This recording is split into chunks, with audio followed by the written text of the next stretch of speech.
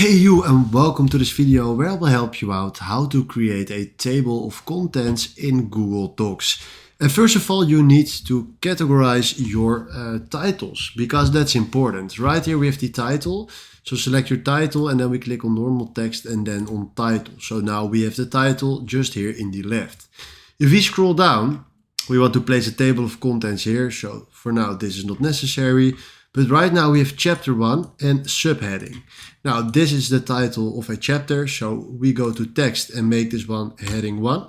And then you have subheading just right here, and you can give this heading 2. So now you see it here, you have chapter 1 and under there that's the subheading, so a title for that chapter. Then we scroll down and do exactly the same for chapter 2 and the subheading just right here. And we do the same for chapter 3. And the subheading just right here. So right now, if you can see here in the left, you have the title, the chapters with the subheading. Now we go to the place where we want the table of contents, and that is right here. Then what we need to do is we delete this,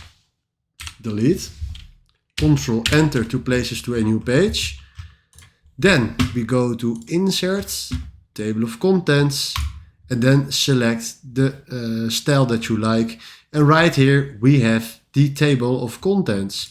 Now, right now if we are clicking just right here and you made some changes, you can also refresh it so it's up to date and you can change everything that you want. But this is how you get the table of contents. And if I helped you out, please let me know that in the comments. Please consider subscribing and give this video a like then. And then for now, thanks for watching.